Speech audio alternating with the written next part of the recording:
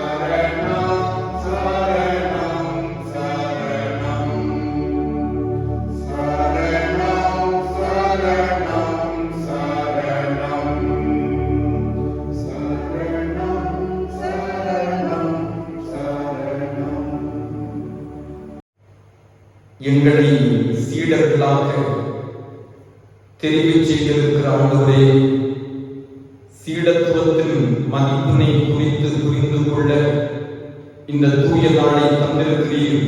உம்மை போற்றுகின்றோம். உண்மை உள்ள சீடர்களாய் சான்று பகர்ந்து வாழ எங்களுக்கு ஆண்டவர் அருள் புரிவீராக. இந்த தூய நாளின் காலை தொழுகை ஒவ்வொருவருக்கும் நன்மை நிறைந்ததாக இருக்க வேண்டும் செய்கின்றோம்.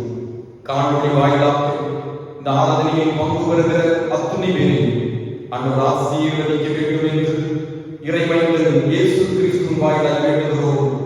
ஜெபம் கேளும் பிதாவே, ஆமென். நாம் யாவரும் எழுப்பி நின்று 26வது கீர்த்தனை பாடல் இயேசு நாயகனே துதி செய் இயேசு நாயகனே என்ற பாடலை நாம் சேர்ந்து பாடி ஆண்டவரை போற்றுவோம்.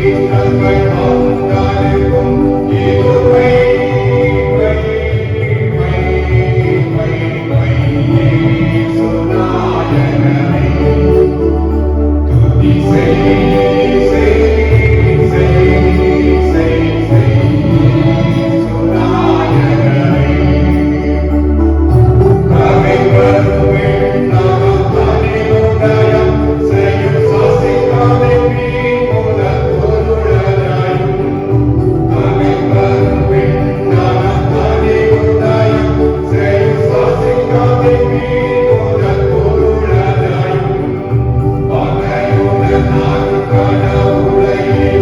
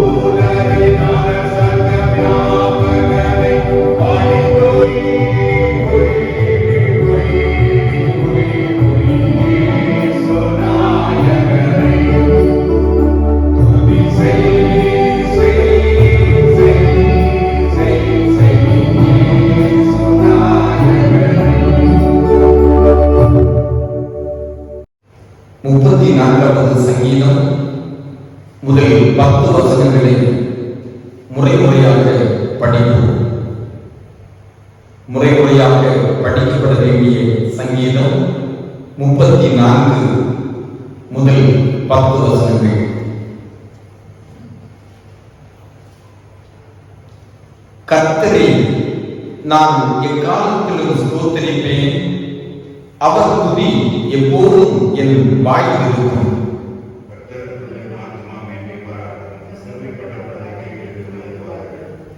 என்னோடே கூட கர்த்தரை மகிமைப்படுத்துங்கள். நான் ஒருமித்து அவர் நாமத்தை உயர்த்துவோமாக.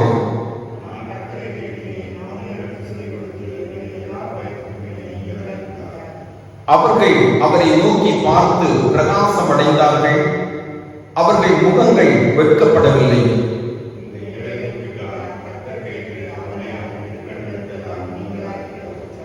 கர்த்தருடைய தூதன் அவருக்கு பயந்தவர்களை சூழ பாளையம் இறங்கி அவர்களை விடுவிக்கிறார்.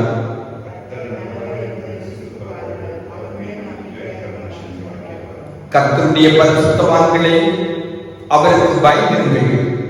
அவருக்கு பயந்தவர்களுக்கு குறைவில்லை. சிங்கக்குட்டிகள் தாட்சியடைந்து பட்டினியாய் இருக்கும். கர்த்தரை தேடுகிறவர்களுக்கு ஒரு நன்மையும் குறைவுபடாது.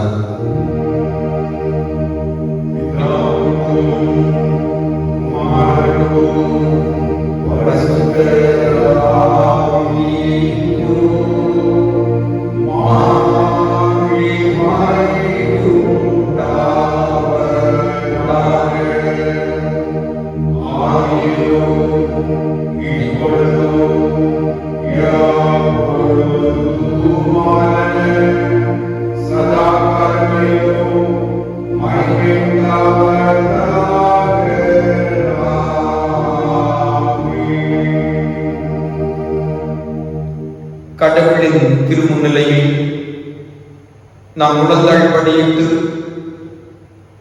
நாம் செய்திருக்கிற தவறுகளை, பாவங்களை உள்ளத்திலே உணர்ந்து அறிக்கை செய்து விட்டுவிடுவோம். ஆண்டவர் நம் ஒவ்வொருவரையும் சீடர்களாக அழைத்திருக்கிறார். ஒருவன் என்னை பின்பற்றி வர விரும்பினால் தன்னைத்தான் வெறுத்து தன் சிலுவையை எடுத்துக்கொண்டு என்னை பின்பற்ற கடவன் என்று சொல்லியிருக்கிறார். பல நேரங்களில் சிலுவையை சகிப்பதற்கு தயங்கிய நேரங்கள் உண்டு. சிலுவையை சகிக்காமல் ஆண்டவரை பின்பற்றுவது கடினமான ஒன்று. இந்த தூய நாளிலே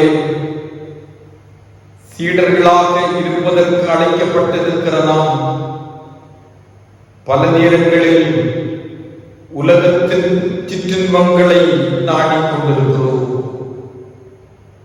ஆண்டவரை பின்பற்ற மனமில்லாமல் உலகத்தினுடைய பாவ தன்மைகளை பின்பற்றிக் கொண்டிருக்கிறோம்.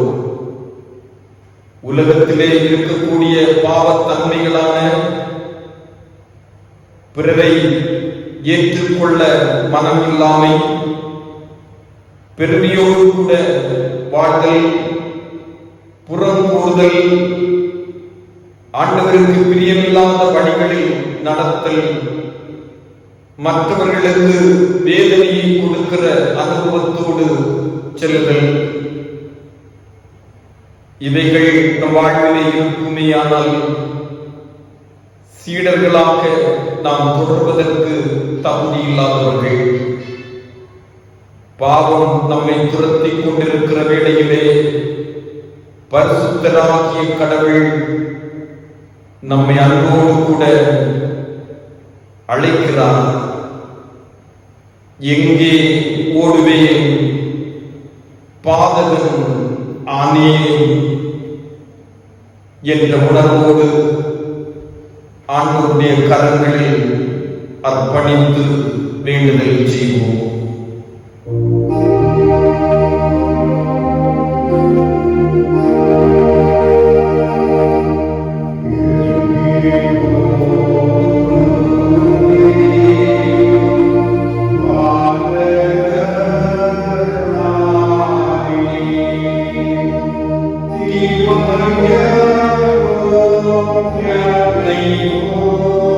Oh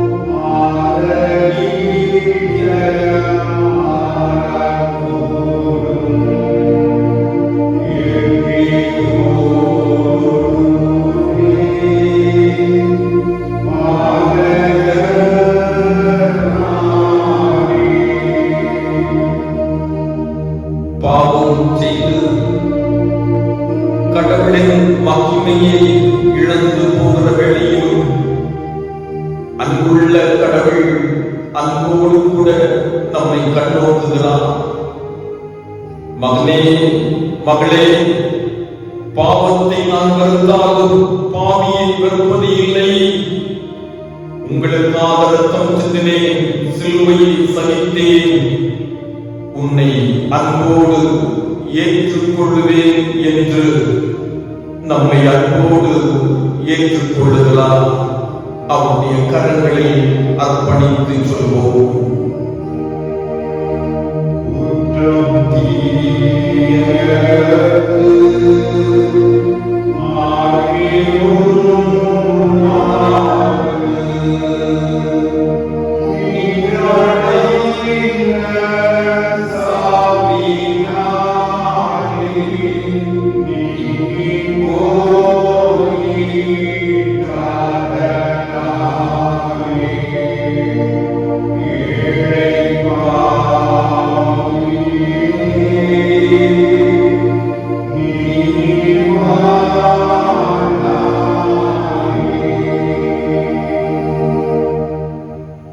அனைத்து ஆற்றிலும் மிகுந்த அன்பு நிறைந்த ஆண்டவர், உண்மையான தவறுகளை உணர்ந்து அறிக்கை செய்து விட்டிருக்கிற ஒவ்வொருவருக்கும் பாவ மன்னிப்பை கட்டளையிட்டருளி தொடர்ந்து பாவம் செய்யாதபடிக்கு தமது தூயாவியாக வழிநடத்துதலையும் தீர்த்துதலையும் நிறைவாக தந்தருள்வாராக.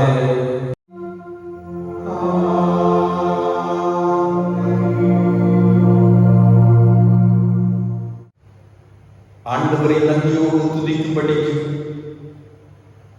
இந்த தூய நாளை ஆண்டவர் தந்திருக்கிறார். கர்த்தரை காலத்திலும் ஸ்தோத்திரிப்பேன், அவர் துதிய போதும் என் வாயில் இருக்கும் என்ற பக்தனை போல ஆண்டவரை நன்றியோடு கூட மகிமைப்படுத்துவோம். பிரியமானவர்களே, சீடர்களை ஆண்டவர் அழைத்த பொழுது தங்களுடைய எல்லா வேலைகளையும் விட்டு எந்த எதிர்பார்ப்பும் இல்லாதபடி முதலில் ஆண்டவரை பின்பற்றினார்கள். இன்றைக்கு ஆண்டவரை பின்பற்றுவதற்கு தருணங்களை காலங்களை கர்த்தர் தந்திருக்கிறபடியால் ஆண்டவருக்கு நன்றி சொல்வோம். ஆண்டவரை பின்பற்றுவதற்காக முன்காலங்களில் மிஷனரிகள் நம்மை தேடி வந்தார்கள். நம்முடைய முன்னோர்கள் ஆண்டவருடைய அன்பை குறித்து சொல்லிக் கொடுத்தார்கள். இன்றைக்கு நாம் ஆண்டவரை பின்பற்றுவதற்கு ஆண்டவர் நமக்கு சூழல்களை நன்மை நிறைந்தவைகளாக தந்திருக்கிறார். ஆண்டவரை பின்பற்றுவதற்கு எத்தனை பேர் ஆயத்தமாக இருக்கிறோம்? உள்ளத்திலே தீர்மானம் எடுப்பதற்கு நாம் எத்தனை பேர் இந்நாளிலே அர்ப்பணிப்போடு இருக்கிறோம்? நான் இயேசுவை பின்பற்றுவேன், உலகத்தை பின்பற்றுவது இல்லை, உலகத்தினுடைய தீய முறைகளை பின்பற்றுவது இல்லை, உலகத்தினுடைய சடங்காச்சாரங்களை பின்பற்றுவது இல்லை. என் ஆண்டவரை பின்பற்றுவேன். வாழ்வானாலும் தாழ்வானாலும் இயேசுவை பின்பற்றுவேன். அவர் எனக்கு முன்மாதிரியை வைத்து சென்றிருக்கிறார். நான் உண்மையான சீடனாய் சிலுவையை சுமந்த அனுபவத்தோடு ஆண்டவரை பின்பற்றுவேன் என்று சொல்ல எத்தனை பேர் ஆயத்தமாக இருக்கிறோம்? இயேசுவின் பின்னே போக துணிந்தே பின்னோக்கிய நாம் பின்னோக்கி அர்ப்பணிப்போடு ஒப்படைத்து நாம் இணைந்து பாடுவோம். இயேசுவின் பின்னே போக துணிந்தே, இயேசுவின் பின்னே போக துணிந்தே. சேர்ந்து பாடுவோம். இயேசுவின் பின்னே போக துணிந்தே, பின்னோக்கி நாம் பின்னோக்கி நாம் பின்னோக்கி நாம் பின்னோக்கி நாம்.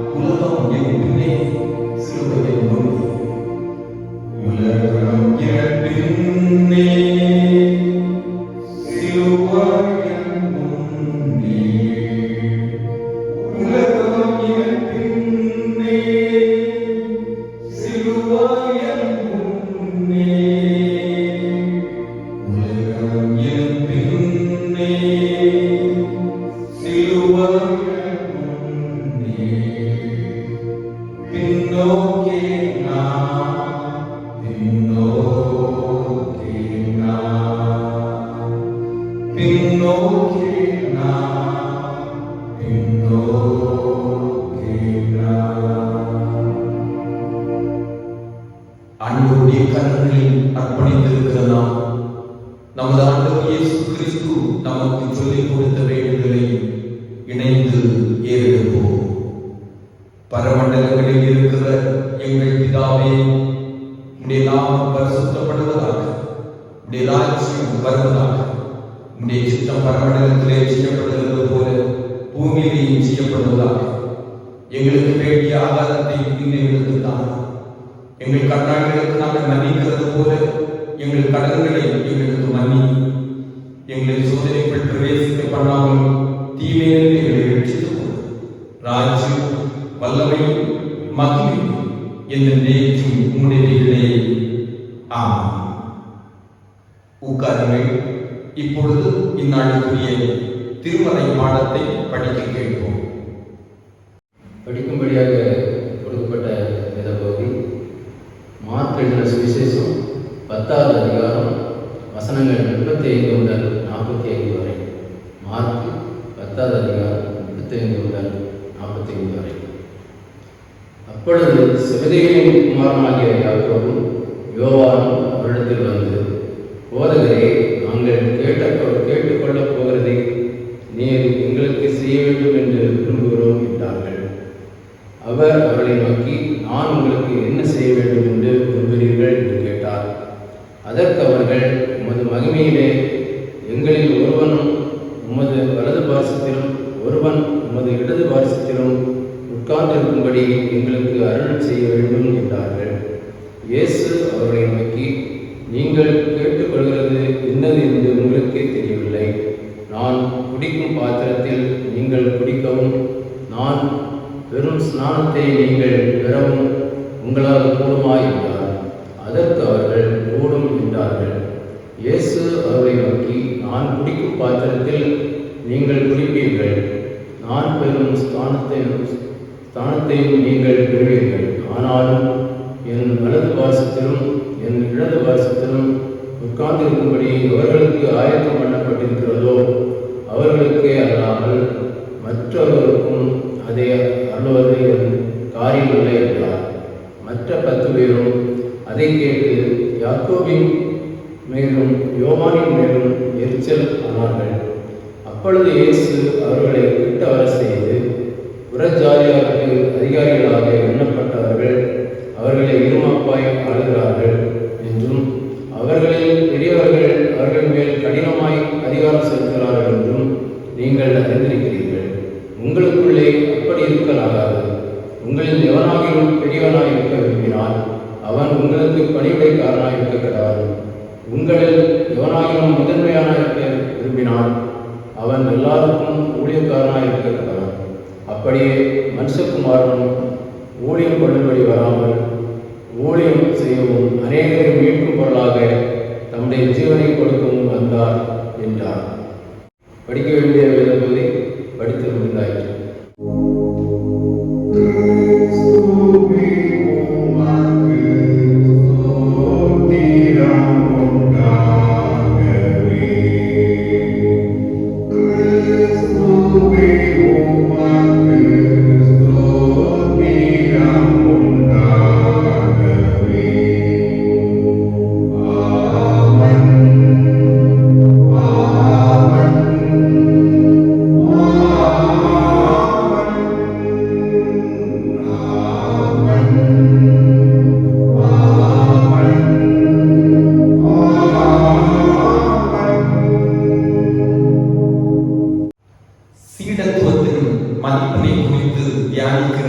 இந்நாளிலே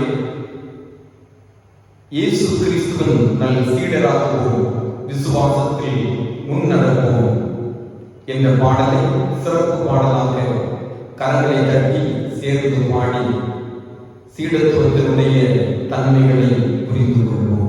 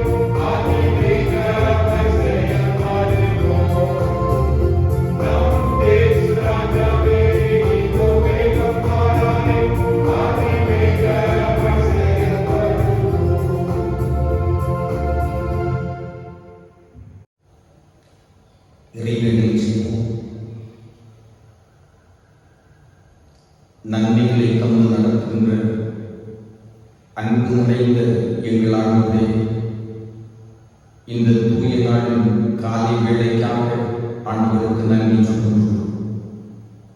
இம்மட்டும் எங்களை தாங்கி நடத்தின உம்முடைய பேரர்களுக்காக உம்மை போற்றுகின்றோம்.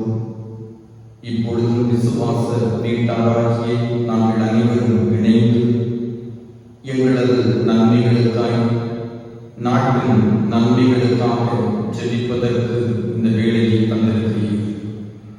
தந்தையே, எங்களை சீடர்களாக ஆண்டவர் அழைத்திருக்கிறீர். அழைத்த அழைப்புக்கு தகுதியுடையவர்களாய் தினந்தோறும் சீடத்துவத்திலே முன்னேறி செல்ல ஆண்டவர் எங்களுக்கு உதவியவிட வேண்டுதல் செய்கின்றோம். ஒவ்வொரு குடும்பங்களும் ஆசீர்வதிக்கப்படட்டும். குடும்பத்திலே ஆண்டவர் எங்களுக்கு தந்திருக்கிற குடும்பத்தின் தலைவர்களுக்காக உண்மை ஸ்தோத்திரிக்கிறோம். தம்முடைய பிள்ளைகளுடைய கடமைகள் எல்லாம் ஆசீர்வதிக்கப்படட்டும். ஆண்டவர் கிருபையாக எங்களுக்கு தந்திருக்கிற குடும்பத்தின் தாய்மார்களுக்காக ஆண்டவரை ஸ்தோத்திரிக்கிறோம். தம்முடைய பிள்ளைகளை ஆண்டவர் பலப்படுத்தி நன்மையினாலே நிரப்பி பாதுகாக்க வேண்டுதல் செய்கிறோம். எம்முடைய பிள்ளைகளுக்காக ஜெபிக்கிறோம். குடும்பமாக இருக்கிற எங்களுடைய குடும்பங்களை கர்த்தர் ஆசீர்வதிப்பீராக. தம்முடைய பிள்ளைகள் அயல் நாடுகளில் இருக்கிறவர்கள் உண்டு, பல இடங்களிலே தங்கி வேலை செய்கிறவர்கள் உண்டு. ஒவ்வொருவரையும் ஆண்டவர் பாதுகாத்துக் கொள்ள ஜெபிக்கிறோம். மருத்துவ துறையிலே, பொறியியல் துறையிலே மற்றும் பலவிதமான நிலைகளில் வேலை செய்கிறவர்கள் உண்டு. வாகனங்களிலே ஓட்டுநராக வேலை செய்கிறவர்கள் உண்டு. தம்முடைய பிள்ளைகள் ஒவ்வொருவரையும் ஆண்டவர் பாதுகாத்துக் கொள்ள உடைய கரங்களை அர்ப்பணித்து ஜெபிக்கின்றோம். உடைய போக்குவரத்துகள் எல்லாம் ஆசீர்வதிக்கப்படட்டும். கிருபையினாலே நன்மைகளை கண்டுகொள்ள ஆண்டவர் அருள் புரிவீராக. கூலி வேலை செய்கிற பிள்ளைகள் உண்டு. அவருடைய வேலைகள் ஆசீர்வாதமாய் இருக்க ஜெபிக்கிறோம். சரீர சுகபலனை தந்து ஆண்டவர் நடத்தும்படிக்கு ஜெபிக்கின்றோம் ஐயா. நிலத்திலே விவசாய வேலை செய்கிறவர்கள் உண்டு. தந்தையே, விவசாய தொழில் என்னுடைய நாட்டிலே ஆசீர்வாதமாக வளர்ச்சியடைபடிக்கு ஆண்டவர் உதவி செய்ய வேண்டுதல் செய்கின்றோம். படிக்கின்ற பிள்ளைகளுக்கு நல்ல ஞானத்தை ஆண்டவர் தந்து நடத்துவீராக. இந்த கல்வியாண்டிலும் தேர்வு எழுதி கொண்டிருக்கிற பிள்ளைகளுக்காக ஜெபிக்கின்றோம். தேர்விலே நல்ல வெற்றிகளை, நன்மைகளை கண்டுகொள்ளவும், உயர்கல்வி ஆசீர்வாதமாக இருக்கவும் ஆண்டவர் அருள் புரிய வேண்டுதல் செய்கின்றோம். வேலைகளுக்காக காத்திருக்கிற பிள்ளைகள் நன்மைகளை சொந்தமாக தம்முடைய பிள்ளைகளுக்கும் ஆண்டவர் உதவி புரிவீராக. பிள்ளைகளுடைய வாழ்க்கையின் நேர்மைகளை தினந்தோறும் கண்டு பெற்றோர் மகிழ்ச்சியடைபடிக்கு ஆண்டவரே அருள் புரிய வேண்டுதல் செய்கின்றோம். நாட்களில் பலவீனத்தோடு இருக்கிற நம்முடைய குடும்பத்தின் ஒவ்வொருவருக்காக ஜெபிக்கிறோம் சுவாமி. வைரஸ் பெருந்தொற்றினால் பாதிக்கப்பட்டு மருத்துவமனைகளிலே தீவிர சிகிச்சை பிரிவில் இருக்கிற பிள்ளைகள் உண்டு. மருத்துவமனைகளிலே சிகிச்சையோடு கூட இருக்கிற தம்முடைய பிள்ளைகள் நல்ல விடுதலையை கண்டுகொள்ள ஆண்டவர் அருள் புரிய வேண்டுதல் செய்கின்றோம். இல்லங்களிலே பலவீனத்தோடு இருக்கிறவர்கள் உண்டு. புது பலனை கண்டுகொள்ளவும், ஆண்டவரை துதித்து மகிமைப்படுத்தவும் தம்முடைய பிள்ளைகளுக்கும் ஆண்டவர் அருள் புரிவீராக. குழந்தை செல்வங்களுக்காக காத்திருந்து ஜெபிக்கிற தம்முடைய பிள்ளைகள் நன்மைகளை, மேன்மைகளை கண்டுகொள்ள ஆண்டவரே நீர் அருள் புரியும்படிக்கு ஜெபிக்கிறோம் ஐயா. இடத்திலும் கண்ணீரோடு வந்து ஜெபிக்கிற ஒவ்வொரு பிள்ளைகளும் ஆசீர்வாதங்களை கண்டுகொள்ள அருள் புரிவீராக. கடன் பாரங்கள் நீங்குவதற்காக ஜெபிக்கிறோம் கொண்டு கடன் பாரத்திலிருந்து அந்த விடுதலையை தந்து நடத்த வேண்டுதல் செய்கின்றோம். நம்முடைய குடும்பங்கள் ஆசீர்வதிக்கப்பட்டது. தேசத்திற்காக ஜெபிக்கிறோம். இந்திய தேசத்தை ஆசீர்வதிக்கிறோம். இந்தியாவை ஆளுகின்ற தலைவர்களுக்காக ஜெபிக்கிறோம். ஒவ்வொரு மாநிலங்களுக்காக ஜெபிக்கிறோம். ஒவ்வொரு மாவட்டங்களுக்காக ஜெபிக்கிறோம். அன்னை கிருபையை தந்து தேசத்தை நன்மையாக வழிநடத்த வேண்டுதல் செய்கின்றோம். இப்பொழுதும் அன்றுடைய ஊழியர்களுக்காக ஜெபிக்கிறோம். தென்னிந்திய திருச்சபைக்காக, ஒவ்வொரு பேராயர்களுக்காக, கன்னியாகுமரி பேராயத்திற்காக, பேராயருக்காக, குடும்பத்திற்காக, பேராயத்தினுடைய தலைவர்களுக்காக மற்றும் ஒவ்வொரு பொறுப்பாளர்களுக்காக ஜெபிக்கிறோம். அன்னை கிருபையை தந்து தம்முடைய பிள்ளைகளை தாங்கி நடத்த வேண்டுதல் செய்கின்றோம். நாட்களிலே ஆண்டவர்களுக்கு தந்திருக்கிற கல்வி நிறுவனங்களுக்காக ஜெபிக்கிறோம். இந்த புதிய கல்வியாண்டு ஒவ்வொருவருக்கும் ஆசீர்வாதமாக இருக்கு. அநேக பிள்ளைகள் கல்வி கற்று எதிர்கால வாழ்க்கை பிரகாசம் நிறைந்ததை மாற்றிக்கொள்ள அன்றுடைய அருள் புரிய வேண்டுதல் செய்கின்றோம். அன்றுடைய கிருபையுடைய சபையிலே நிறைவாய் தங்கி இருக்கட்டும். சபையிலே தந்திருக்கிற எல்லா குடும்பங்களையும் ஆசீர்வதிங்க. தேவைகள்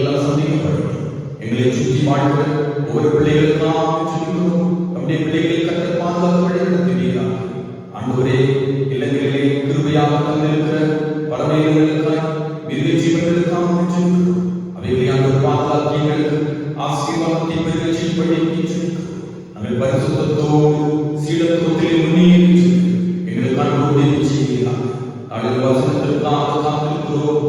வசனங்கள் எங்களோடு கூட இருக்கிறபடியாலே நாங்கள் பரிசுத்தம் உள்ளவர்களாக முன்னேறி செல்வோம் என்ற உறுதியை தந்திருக்கிறோம். நாங்கள் எங்களோடு பேசுகிறார். இறைவன் இயேசு கிறிஸ்து வாயிலாக வேண்டுகிறோம். ஜெபம் கேளும் பிதாவே.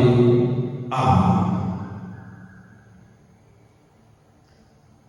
கிறிஸ்துவுக்குள் அன்பானவர்களே, இந்த நாளிலே தென்னிந்திய திருச்சபை நமக்கு கொடுத்திருக்கிற சிந்தனை பொருள் சீடத்துவத்தின் மதிப்பை குறித்து புரிந்து கொள்வதற்காக நம்மை அழைத்திருக்கிறார்கள்.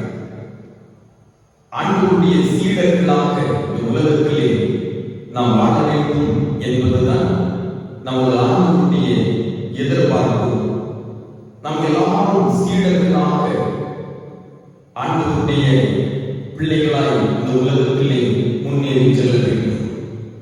அப்படியானால் யார் சீடர்கள் என்று ஒரு வினாவை நாம் எழுப்பினால் கிரேக்க மொழியிலே சீடர்களை குறிக்க மெத்தடைஸ் என்று சொல்லுகிற வார்த்தை எழுதப்பட்டிருக்கிறது. மெத்தடைஸ் என்று சொல்கிற வார்த்தை சீடர்களை குறிப்பதற்காக வருகின்ற கிரேக்க சொல்.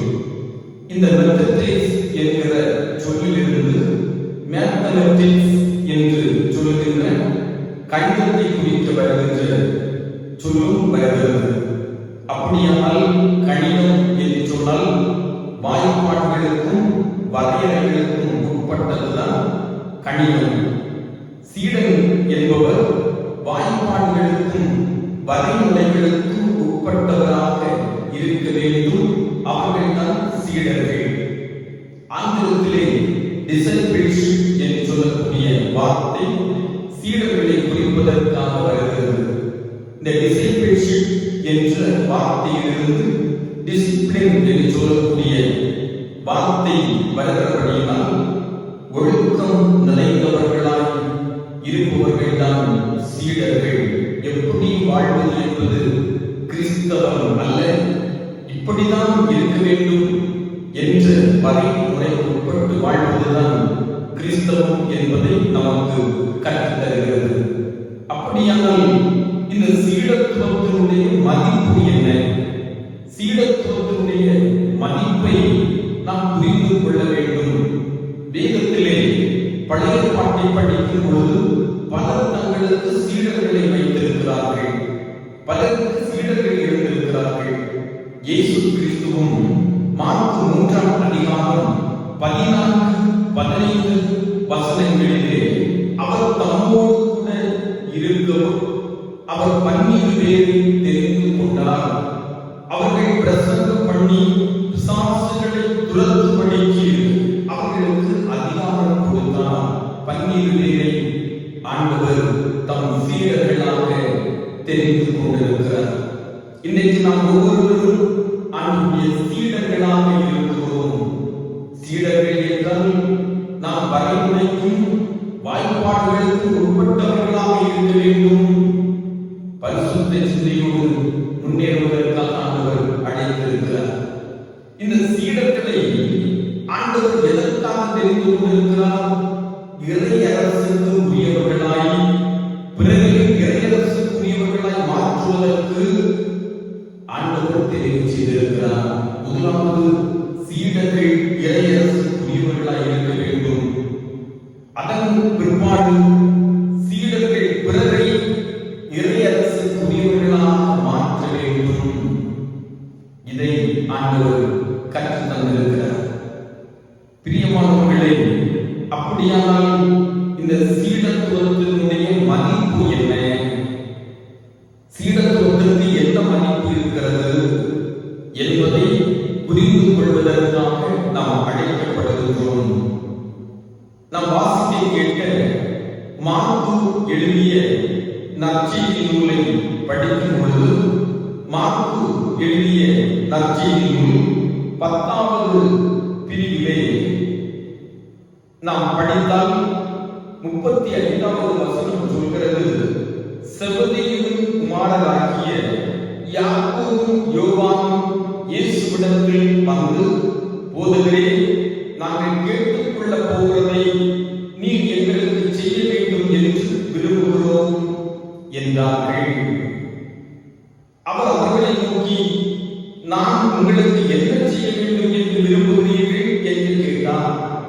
அதற்கு அவர்கள், உமது மகிமையிலே எங்களில் ஒருவன் உமது வலது பாரிசத்திலும் ஒருவன் உமது இடது பாரிசத்திலும் உட்கார்ந்திருக்கும்படி எங்களுக்கு அருளச் செய்ய வேண்டும் என்றார்கள். எங்களுக்கு என்ன அருள் செய்ய வேண்டும்? ஒருவர் வலப்பக்கத்தில் இருக்க வேண்டும், ஒருவர் இடப்பக்கத்தில் இருக்க வேண்டும். சீடனுடைய மதிப்பு வலப்பக்கம் இடப்பக்கத்தில் இருக்கிறதுனால் கிடைப்பது அல்ல. ஆண்டவர் சீடத்துவத்தினுடைய மதிப்பை எப்படி கற்றுக் கொடுக்கிறார்? சீடத்துவத்தினுடைய மதிப்பு பணிவிடை செய்வதனால் வெளிப்படுகிறது. பணிவிடைகளின் வாயிலாக தான் சீடத்துவம் மதிப்பு பெறுகிறதை ஒழிய நாம் தலைவர்களாய் இருப்பதனால் அல்ல என்பதை ஆண்டவர் கற்றுக் கொடுத்திருக்கிறார். பணிவிடை செய்வதன் வாயிலாக இந்த சீடத்துவம் மதிப்பு பெறுகிறது. அன்புக்குரியவர்களே, இங்கே சீடர்கள் 2 பேர் ஆண்டவரிடத்திலே கேட்கிறார்கள், ஒருவர் வலது பக்கத்திலும் ஒருவர் இடது பக்கத்திலும் இருக்கும்படிக்கு அருள் புரிய வேண்டும். இந்த கேள்வி கேட்பதற்கு காரணம் என்ன? இந்த கேள்வி கேட்பதற்கு ஆண்டவர் சில காரியங்களை குறித்து வேதத்திலே கற்றுக் கொடுத்தார்.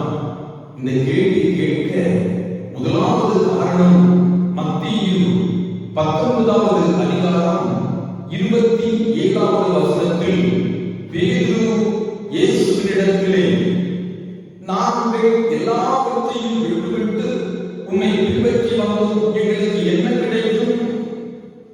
நாங்கள் எல்லாவற்றையும் விட்டுவிட்டு வந்திருக்கிறோம், எங்களுக்கு என்ன கிடைக்கும் என்ற கேள்வியை கேட்டார். எங்களுக்கு என்ன கிடைக்கும்? நாங்கள் எல்லாவற்றையும் விட்டுவிட்டு வந்திருக்கிறோமே, எங்களுக்கு என்ன கிடைக்கும்?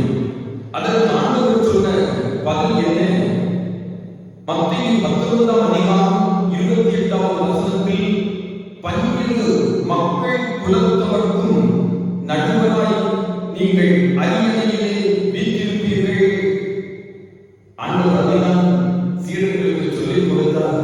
நீங்கள் நடுவராய் 12 மக்கள் குலத்தவருக்கும் நீதி தீர்ப்பு செய்வதற்கு நடுவராய் இருப்பீர்கள். இதை சீடர்கள் தவறாக புரிந்து கொண்டார்கள்.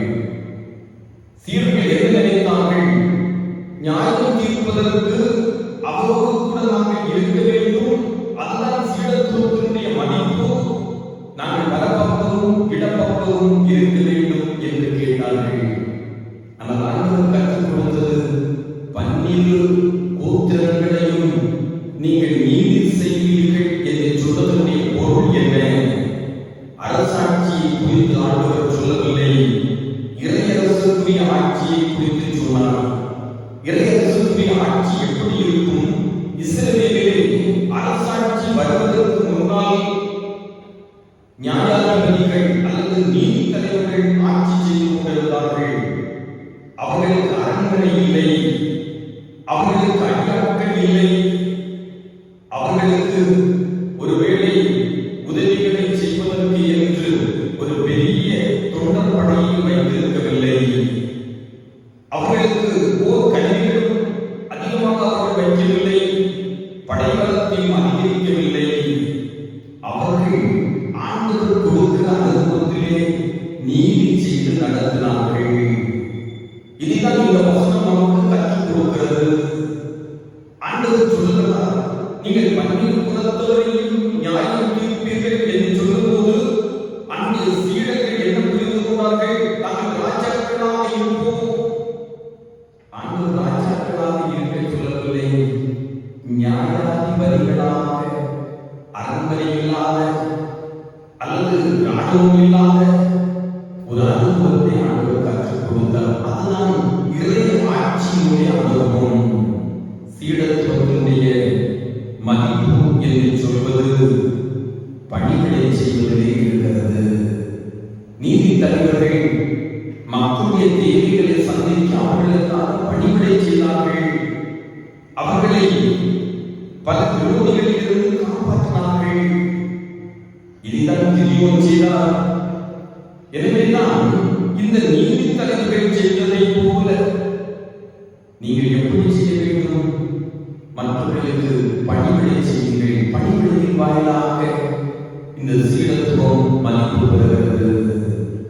பிரியமானவர்களே, நாம் உண்மையிலேயே அன்புடைய சீடர்களா என்று கேட்டால் நாம் தலைவர்கள் அல்ல, பணிவிடைக்காரர்களாக மற்றவர்களுக்கு பணிவிடை செய்ய வேண்டும்.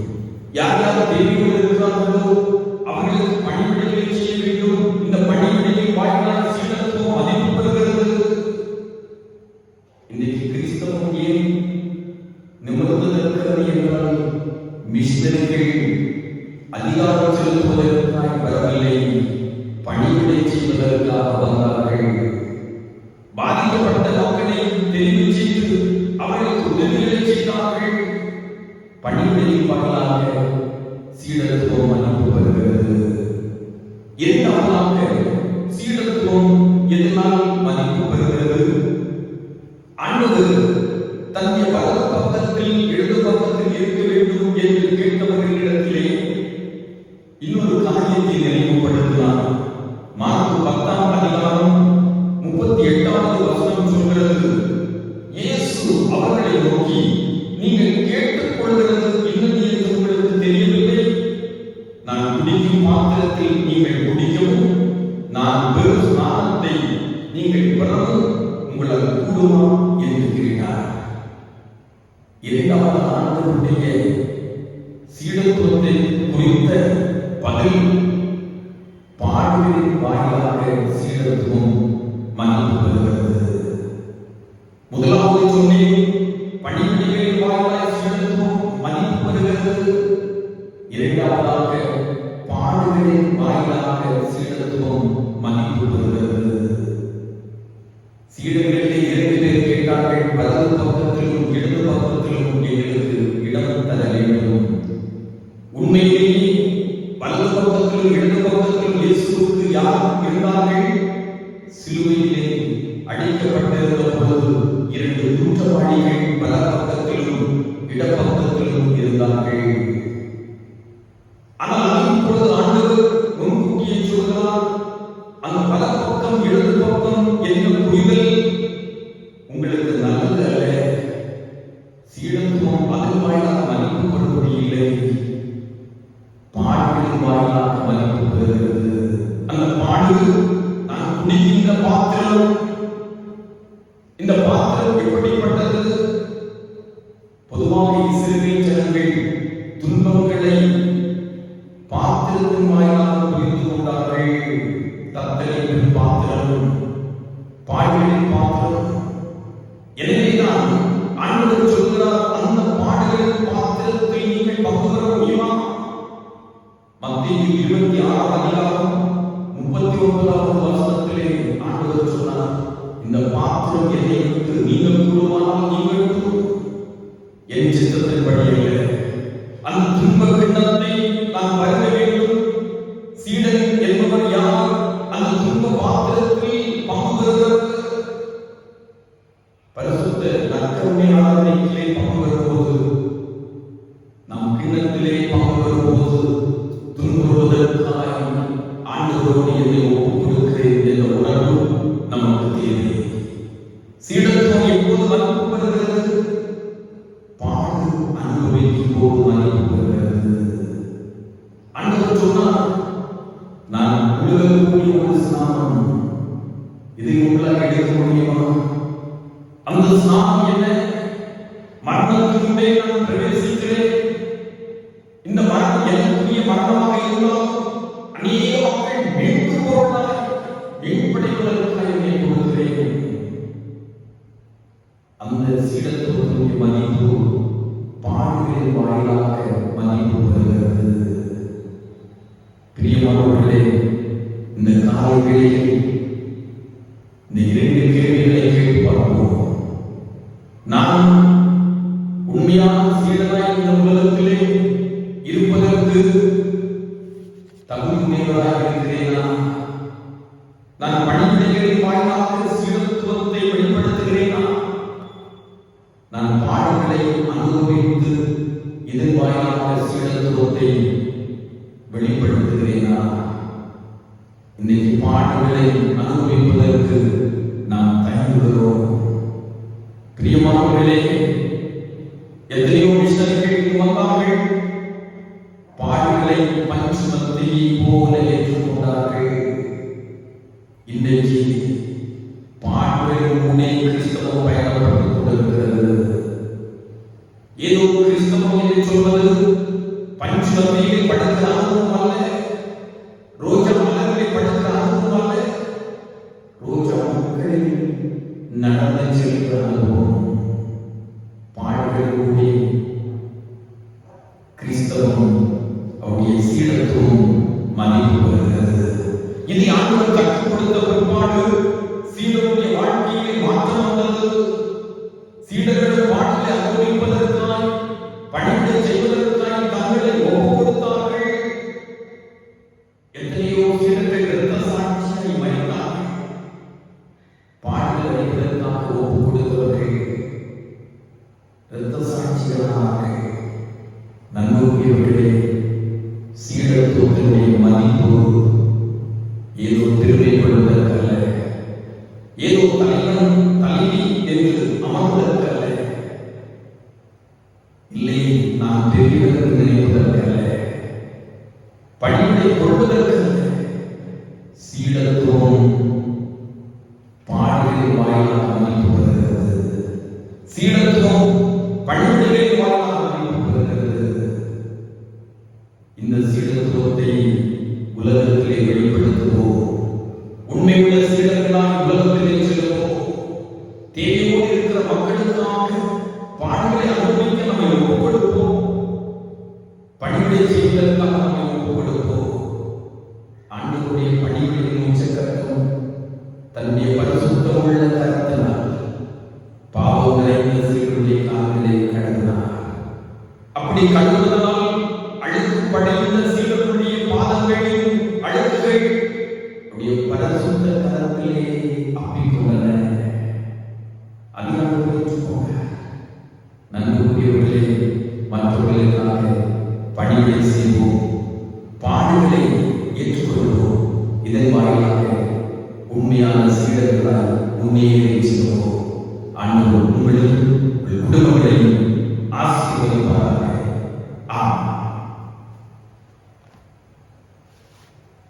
ஆண்டவருடைய வார்த்தையை தியானித்திருக்கிற நாம் எழுதி நின்று இயேசு கிறிஸ்துவிலே கொண்டிருக்கிற பற்றுறுதியை அப்போஸ்தலர் பற்றுறுதியின் வாயிலாக அறிக்கை செய்வோம். வானத்தையும் பூமியை படைத்த சர்வ வல்லமையுள்ள பிதாவாகிய கடவுளை விசுவாசிக்கிறேன். அவருடைய ஒரே குமாரனாகிய நம்முடைய நாதர் இயேசு கிறிஸ்துவையும் விசுவாசிக்கிறேன். அவர் பரிசுத்த ஆவியினாலே கன்னி வேடத்தில் உட்பிடித்து பிறந்தார். பொன்னி பிலாத்துவின் காலத்தில் பாடுபட்டு சிலுவையில் அறைந்து மரித்து அடக்கம் பண்ணப்பட்டு பாதாளத்தில் இறங்கினார். மூன்றாம் நாள் மரித்தோரிலிருந்து எழுந்தருளினார். பரமண்டலத்திற்கு ஏறி சர்வ வல்லமையுள்ள பிதாவாகிய கடவுளின் வலது பாரிசத்திலே வீற்றிருக்கிறார். அவிடத்திலிருந்து உயிர்களுடையும் மரித்தோரையும் நியாயம் தீர்க்க வருவார். பரிசுத்த ஆவியை விசுவாசிக்கிறேன். பொதுவாக இருக்கிற பரிசுத்த சபையும் பரிசுத்தமாகிய ஐக்கியமும் பாவ மன்னிப்பும் சரீர உயிர்த்தெழுதலும் நித்திய ஜீவனும் உன்னை விசுவாசிக்கிறேன். ஆமென். உட்காருங்கள். கிறிஸ்தவர் பாமாலை 315வது பாடல். சிலுவை சுமந்தோனாக இயேசு உம்மை பற்றினே, ஏழை பரதேசியாக மோட்ச வீடு நாடுவேன். 315வது பாமாலையை நாம் சேர்ந்து பாடி கடவுளின் கரங்களில் நம்மை அர்ப்பணிப்போம்.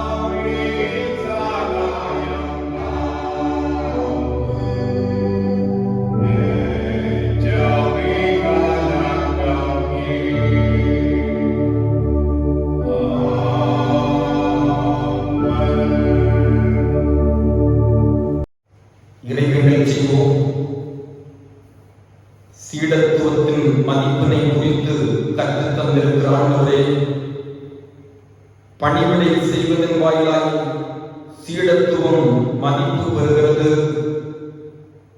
பாடுகளை ஏற்றுக்கொள்வதன் வாயிலாக சீடத்துவம் மதிப்பு பெறுகிறது என்கிற உண்மைகளை கற்றுத் தந்திருக்கிறீர். உம்மை போற்றுகின்றோம். இந்த ஆராதனையின் ஒவ்வொரு பகுதிகளையும் ஆண்டவர் எங்களுக்கு நன்மை நிறைந்ததாக மாற்றி தந்திருக்கிறீர். நாங்கள் உண்மையான சீடர்களாய் ஆண்டவருக்கு பின் செல்ல எங்களுக்கு உதவி செய்கிறார்கள். இந்த ஆராதனையில் பங்கு பெற்ற அத்துணை பேரும் உண்மை சீடர்களாய் உலகத்திலே முன்னேறி செல்ல ஒவ்வொருவருக்கும் உதவி புரிய வேண்டுகின்றோம். எங்களுடைய வாழும் நன்மைகளை தினந்தோறும் நாங்கள் பெற்றுக் கொள்ளவும் சீடர்கள் என்ற நினைப்போடு கூட முன்னேறி செல்லும் ஆண்டவர் எங்களுக்கு துணை புரிவீராக. வருகின்ற காலங்கள் நன்மை நிறைந்தவைகளாக இருக்க சாட்சியோடு முன்னேற ஆண்டவர் எங்களுக்கு உதவி செய்ய வேண்டும் என்று இறைமைந்தன் இயேசு கிறிஸ்து வாயிலாக வேண்டுகிறோம். ஜெபம் கேளும் பிதாவே.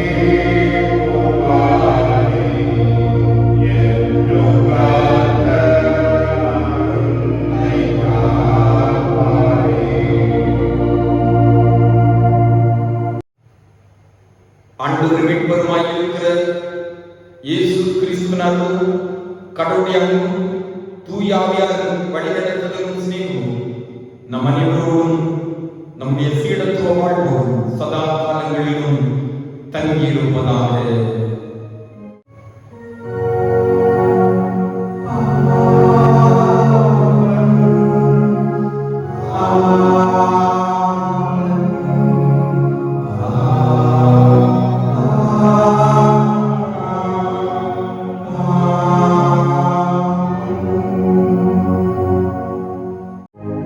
ஆண்டவர் உங்களோடு இருப்பாராக.